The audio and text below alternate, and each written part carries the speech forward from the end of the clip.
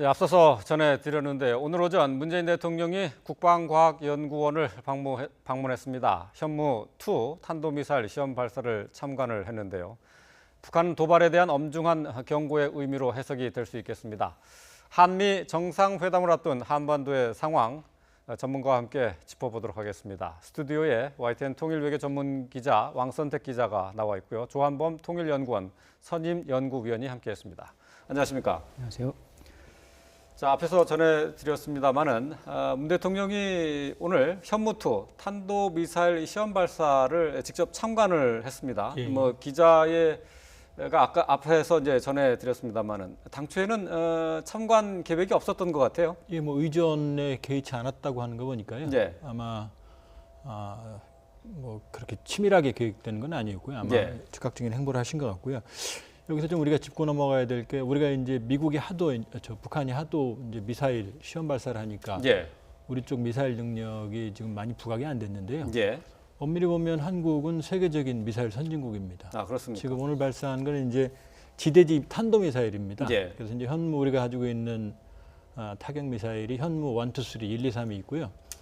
현무 1은 이제 미국이 제공했던 나이키 허클리스 지대공 미사일을 개량한 겁니다. 사거리가. 예. 근데 이번에 건 현무 2는 우리가 자체 개발한 거고 이제 최대 사거리가 800km까지 가죠. 왜 예. 800km냐면 이제 한반도 범위 내에서 한미 협의 때문에 이제 만들어진 예. 거고요. 그 거리가 제한이 돼 있죠. 그렇죠. 그런데 예. 이제 그 현무 2에서 가장 진보된 미사일 시험 발사가 이루어진 거고요. 성공했고요. 그다음에 현무 3는 순항 미사일입니다. 예. 크루즈 미사일은 사거리 제한이 없습니다. 그래서 예. 현무 3 A, B, C형은 A는 500km, B는 1000km, C형은 1500km입니다. 예. 그렇기 때문에 이 북한을 타격할 수 있는 모든 미사일 체계, 심지어는 주변국에까지도 영향을 미칠 수 있는 미사일 체계를 이미 갖추고 있고요. 예. 그다음에 지도공 미사일도 신궁이나 천궁, 그다음에 지대함 미사일도 해성, 그다음에 어뢰도 청상호, 홍상호 계열로 예. 거의 대부분의 미사일, 공대공 미사일 일부를 제외하고는 거의 모든 미사일을 자체 생산을 합니다. 그렇기 때문에 이번에 미사일 능력을 대통령께서 보여주신 건 북한에 대한 어떤 경고라고 볼 수 있죠. 예.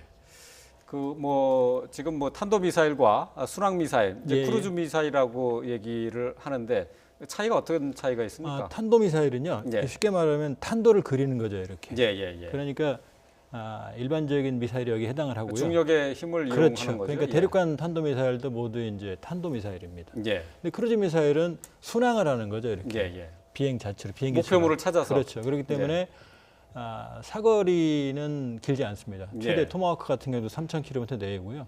그러나 이제 정확도는 매우 정밀한 미사일 체계입니다. 그러니까 탄도 미사일이나 순항 미사일 기술 모두 우리가 자체적으로 확보하고 있습니다. 예. 글쎄 이제 시기적으로 좀 공교롭다고 얘기해야 될까요? 미국 언론에서 북한에서 ICBM 네. 탄도 미사일의 엔진 실험을 했다 하는 소식이 들어와 있어요. 네. 그것과도 관련이 있긴 있겠지만, 예. 북한이 미사일 개발을 하는 것은 자기네들의 스케줄에 따라서 계속 진행이 되고 있고, 사실은 지난 며칠 동안 추가적인 발사를 할지 안 할지 예. 관심을 보고 있었는데, 미사일을 발사하기보다는 엔진 시험을 하는 쪽으로 예. 좀 그렇게 방향을 조금 틀은 것 같은데, 전체적으로 지금 국내 환경에 대해서 좀 타협을 한 그런 조치가 아닌가 이런 생각도 좀 해볼 수가 있겠습니다. 예. 자, 문재인 대통령이 요즘 한미 정상회담을 앞두고 이제 외신과 계속해서 이제 인터뷰를 하고 있는데요. 로이터 통신과 어제 인터뷰를 하면서 이런 얘기를 했어요. 머지않아서 미국에 도달할 수 있는 탄도 미사일을 북한이 개발할 것이다 이렇게 얘기를 했거든요. 먼저 지금 인터뷰 화면이 들어와 있는지 모르겠네요. 그걸 잠깐 좀 들어봤으면 좋겠는데, 자. 먼저 문재인 대통령의 인터뷰 내용부터 좀 들어보고 계속 얘기 나눠보도록 하겠습니다. 아직은 그런 능력을 갖추지 못했지만 지금 북한이 핵과 미사일을 발전시켜 나가는 속도로 보자면 멀지 않은 시기에 그런 능력을 갖출 수도 있을 것이라고 봅니다. 북한에 대해서도 가장 많은 경제적인 도움을 주고 있는 나라입니다. 중국의 참여나 협력이 없다면 실효성을 거두기 어려운 그런 입장입니다. 예. 자, 어제 인터뷰 내용 가운데 일부를 들어보셨습니다. 뭐 탄도 미사일 이제 능력이 이제 미국에 도달할 날이 멀지 않았다라고 이제 분석을 했고, 이제 중국의 도움이 없이는 한반도 문제를 해결하기 힘들다는 부분도 강조를 했어요. 자, 이런 상황에서 지금 오늘 현무2 시험 발사도 어느 정도 연관이 있다라고 봐야 되겠죠? 예, 관련이 있죠. 지금 대통령께서 하신 말씀은 이제 미국의 입장과 동일하고요. 예.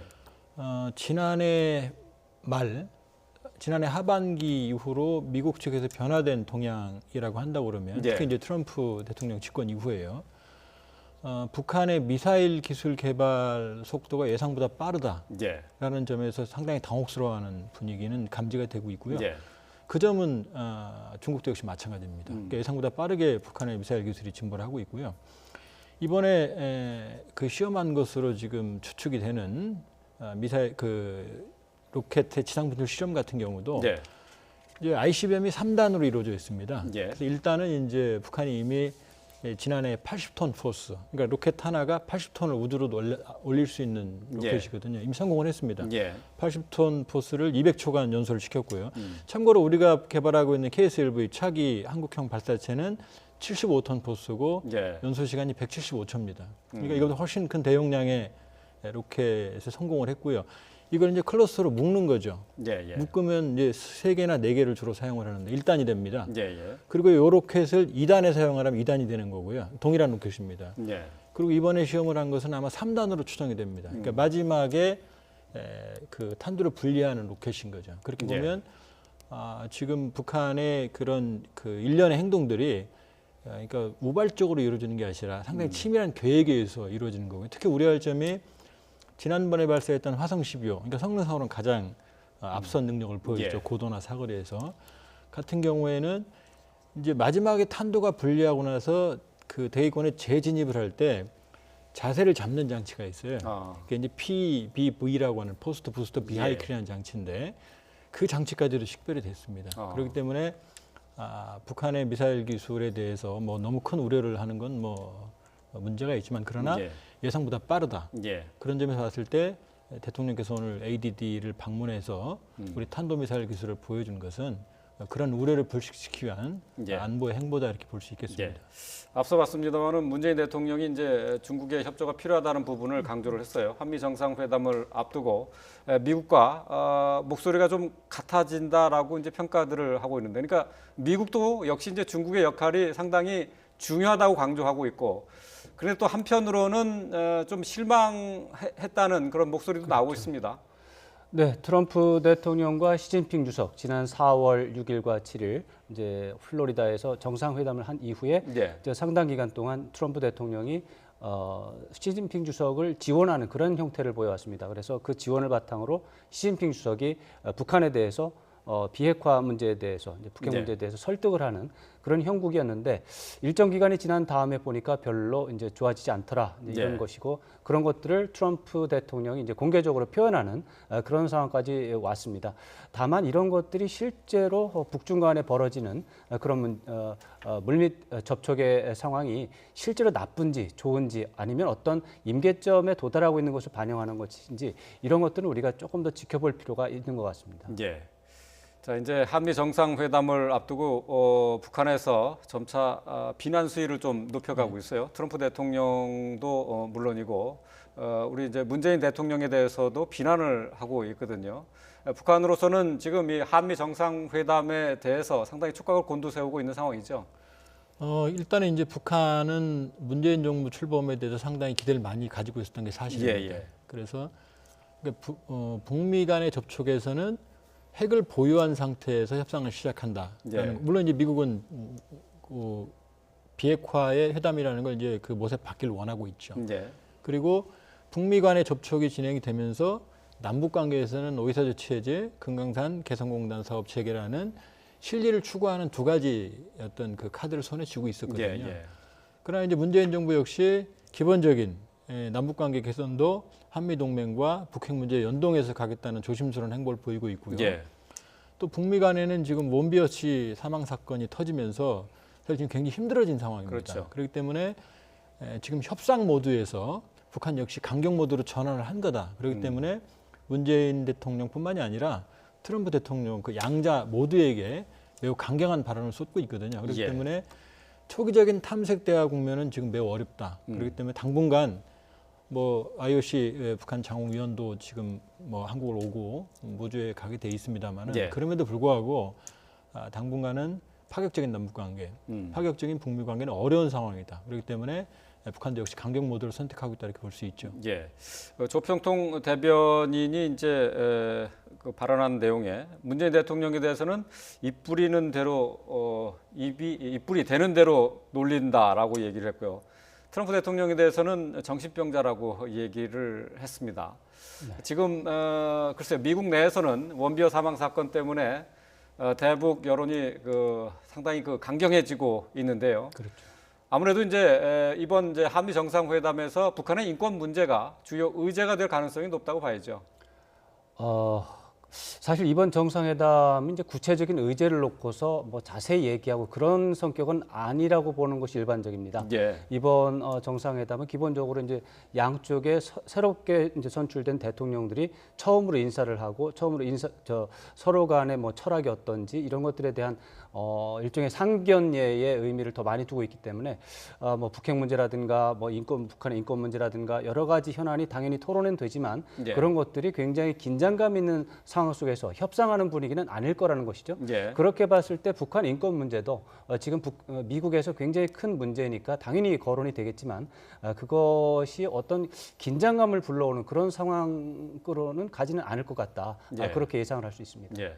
근데 지금 언론 보도를 보니까 지금 원비어 씨가 사실은 미국에 송환될 때 혼수 상태로 이렇게 송환이 예. 되지 않았습니까? 예. 그런데 이제 이제 송환 협상을 하는 과정에서 미국 대표나 북한 대표들도 이 혼수 상태 상황 자체를 몰랐다고 이렇게 전해지고 있어요.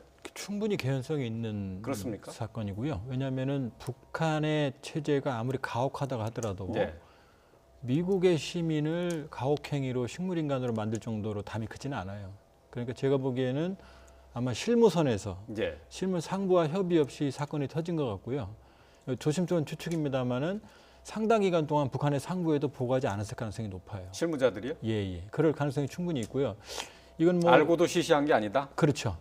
지금 북한도 역시 협상을 해야 되기 때문에 이런 상황을 여기까지 방치할 가능성은 높지 않거든요. 예. 그렇기 때문에 북한 상층부도 최근에 알았을 가능성이 있고요. 예. 이제 그것이 이제 협상 과정에서 1.5 트랙 협상 과정에서 미국에게 통보가 됐고 이제 협상이 결렬이 된 거죠. 여기서 예. 하나 더 우리가 주목해 볼 부분이 물론 이제 가능성입니다만은 북한에서 교도소입니다. 그래서 일반 교화소가 있고 특별 교화소가 있는데 특별 교화소는 이제 쉽게 말하면 정치범 수용소입니다. 그러니까 원비어 씨 같은 경우도 특별 교화소에서 구금됐을 가능성이 높고요. 이 관리를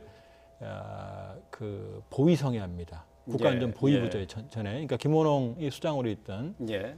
그렇기 때문에 이 국가보위성의 책임이 이번 사태에 충분히 있고요. 조심스러운 추측입니다만은 올 초에서 한 4월까지 김원홍 이상설이 많이 나왔었죠. 예. 그래서 뭐 실각을 했느니 물론 이제 다시 복권은 됐습니다만 그래서 혹시 이 그거 원비어 씨 관련돼 있는 사건과 거냐? 관련이 있을 가능성도 있다라는 조심스럽게 추측이 가능합니다. 예. 자, 원비어 씨 이제 송환과 관련해서 이제 북한과 미국이 비밀리에 접촉을 했다는 것이 이제 보도를 통해서 이제 드러났습니다. 그렇습니다. 근데 이제 원비어 씨 이제 송환 협상 외에 북한의 핵 개발 문제라든가 미사일 시험 발사와 관련한 협상도 진행되지 않았겠느냐 이런 추측도 나오고 있어요. 거기까지 가기는 조금 어렵지 않나 그렇게 생각을 합니다. 예. 다만 이제 뭐 미국도 그렇고 뭐 탐색적인 대화라는 이름으로 몇 차례 시도를 하려고는 했었는데 예. 그런 것들이 지난 우리 박근혜 정부 때는 사실 한국 정부의 좀 태도가 굉장히 완강한 예. 그런 입장이어서 북미 간의 대화를 추진하지 못한 게 사실이고요. 이제 지금 정부가 지났고 그래서 미국의 입장에서는 대화를 모색하는 그런 이제 기회를 얻었다고 볼 수 있겠죠. 예. 실제로 그런 움직임들은 있었다고 하는 것이 대화에 참석해본 경험 있는 사람들의 전언입니다. 그래서 겉으로는 미국이 이제 단호한 태도를 보이고 있고 그건 트럼프 대통령도 마찬가지고 그렇지만 대화라고 하는 부분을 특히 트럼프 대통령은 오바마 행정부와 달리 대화라는 부분에 대해서 강조를 하고 있다. 또 모색을 하고 있다. 이렇게 말들을 하고 있기 때문에 이제 대화는 하는데 그 수준에 대해서는 높지는 않을 것 같다. 예. 오히려 그것이 공식적인 어떤 단계로 올라간 다음에서야 이제 무기 문제라 핵무기라든가 미사일 문제 이런 것이 이제 거론이 되고 미국도 역시 북한이 비핵화에 대한 어떤 언질도 주지 않았는데 예. 이걸 공식적으로 대화로 끌고 가기에는 너무 정치적인 부담이 큽니다. 그래서 물밑접촉이 있다 하더라도 예. 이것은 공식 대화를 하기 전에 북한에서 비핵화를 할 수 있다라고 하는 가능성에 대해서 언질을 줘야 된다. 그러면은 공식적인 대화가 가능하지만 그러지 않으면 곤란하다라고 하는 이런 메시지가 반복적으로 왔다 갔다 했을 가능성 네. 그 정도는 예측해 볼 수 있겠습니다. 예. 이번 한미 정상회담에서 또 주요 의제가 될 것으로 예상이 되는 게 이제 사드 배치 문제와 관련한 것들인데요. 어제 로이터 통신과 문재인 대통령이 인터뷰를 했을 때 이 문제도 나왔습니다.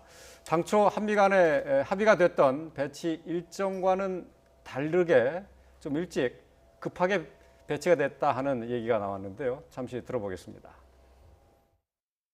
원래 한국과 미국 사이에 사드 배치를 합의할 때 그 스케줄에 의하면 금년 이 하반기까지 사드 미사일 한 기를 야전 배치하고 그다음에 나머지 이 5기는 내년도에 배치하기로 그렇게 그런 스케줄이 합의되었다고 합니다. 그러나 어떤 연유였는지 알 수 없지만 지난번 탄핵 국면에 들어서고 난 이후에 이런 절차들이 굉장히 서둘러졌습니다. 네. 알 수 없는 연유로 사드가 전격적으로 배치됐다 이렇게 얘기를 했습니다. 사실 지금까지 언론에 보도된 것은 연내에 한미가 사드 배치를 완료하기로 했다 이렇게 보도가 되지 않았습니까? 예, 그런 면에서 본다고 그러면 아마 이제 지금 대통령께서 말씀하신 게 기술적으로 봤을 때도 타당한 게요. 예. 지금 이제 사드에 관련해서 많은 논란이 있습니다만은 사드가 이제 그 야전에 전개할 수 있는 능력을 가진 무기체계이긴 하지만 정상적인 최종 작전 운영 능력을 확보하기, 고정 기지에 설치하기 위해서는 사실은 공사가 필요합니다. 그러니까 한전과 관계된 고압 케이블 공사도 필요하고요. 전력공사요. 그렇죠. 예. 그건 뭐 단기간에 끝나지 않아요. 예. 여러 가지 요인도 있고. 그렇기 때문에 지금은 초기 작전 운영 능력을 확보하는 단계고요. 그렇다고 본다 그러면은 사드 2기 정도 들어와 있다고 보면 충분한 상황이거든요. 예. 그렇기 때문에 초기 작전 운영 능력을 확보를 하고 나머지는 정상적인 절차를 거쳐서 그 부지 확보부터 시작해서 안정적인 운영 능력을 확보하는 절차를 거친다고 그러면 예. 사실 한 1년 이상의 시간이 필요하거든요. 예. 그렇게 본다 그러면 아마 원래 계획대로는 아마 지금 대통령께서 말씀하신 그게 아마 군 기술상으로는 맞는 것 같고요. 그런데 지금 말씀하신 것처럼 이제 좀 서둘러졌다. 이제 이게 그 주요 요지인 것 같습니다. 예. 근데 그 사드는 뭐 알려져 있다시피 이제 발사대 6개가 한 조를 이루는 것 아니겠습니까? 이게 다 배치가 돼야지 완전하게 사드 한 개 포대가 배치됐다 이렇게 얘기할 수 있는 거잖아요. 뭐 작게는 이제 발사대 3대까지도 하는 경우가 있고요. 예. 표준형이 6대고 많게는 9대까지 놓을 수가 있다고 하는데 뭐 사실은 이거는 그 한 발사대 한 대당 8기 미사일 8발을 동시 발사를 할 수 있기 때문에 사실은 뭐 미사일 발사대 한 대만 갖다 놔도 분명히 방어 능력 이제 기본적으로 어느 정도는 있을 수 있는 것이죠. 예. 그런데 지금 이제 대통령도 이제 말씀하신 것처럼 우리 지금까지 알고 있는 상식과 약간 다른 이야기가 있다고 하니까 예. 굉장히 궁금한 대목이기는 합니다. 몇 기를 뭐 올해 말까지 배치하겠다 이런 식으로 얘기를 한 것이 아니라 올해 말까지 이제 배치를 하도록 노력한다라고 하는 것이 그동안에 알려진 예. 상황이었는데 지난번에 2대가 이제 3월에 이제 갑자기 이제 그 오산을 통해서 들어왔고 예. 그 다음에 이제 배치가 되고 이런 상황이 있어가지고 좀 왜 이런가 했는데 한 기만 연말까지 하고 나머지 5기는 그 다음에 한다. 이거는 사실은 처음 듣는 얘기입니다. 예. 자, 한미 간의 사드 배치와 관련한 합의 내용 지금까지는 자세하게 알려지지 않았는데 문 대통령이 이렇게 밝힌 것이 앞으로 정상회담에서 어떤 파장을 일으키거나 뭐 할 요소는 없을까요? 뭐 그렇지는 않을 겁니다. 왜냐하면은 이제 초기에 2기, 1기 정도를 확보해 놓는다는 이야기는 긴급 전개한 상황인 거고요. 예. 그러니까 거기에 무슨 정치적인 고려가 있는 게 아니고 예. 기술적인 그 배치 절차를 봤을 때 충분히 추론이 가능한 그러니까 이 부분인 배치 거죠. 절차에 대해서 그렇죠. 이거 일정은 사실 좀 비밀로 해둬야 되는 부분이 아니었나 그렇죠. 근데 싶은데요. 이제 그 부분에 대해서 사드 자체에 대한 오해로 번지기 때문에 대통령께서 명확히 입장을 정리하신 것 같고요. 그리고 지금 기본적인 정부의 입장은 한미 동맹에 기반을 한 사드 배치의 결정 과정 자체는 존중하겠다는 겁니다. 예, 다만 그 과정에서 무시된 국내의 절차들에 대해서는 국내법적인 차원에서 충분히 다룬다는 것이고 미국에서도 이미 그 부분은 존중하겠다고 얘기를 했기 때문에 아마 사드에 대한 논란은 아마 제가 보기엔 크게 부각되지는 않을 것으로 보여집니다. 예. 자, 다음 주 예정이 되는 한미 정상회담을 앞두고 한반도를 둘러싼 외교 상황을 다시 한번 점검을 해봤습니다. 자, 왕선택 YTN 통일 외교 전문기자 그리고 조한범 통일연구원 선임연구위원이었습니다. 오늘 말씀 잘 들었습니다.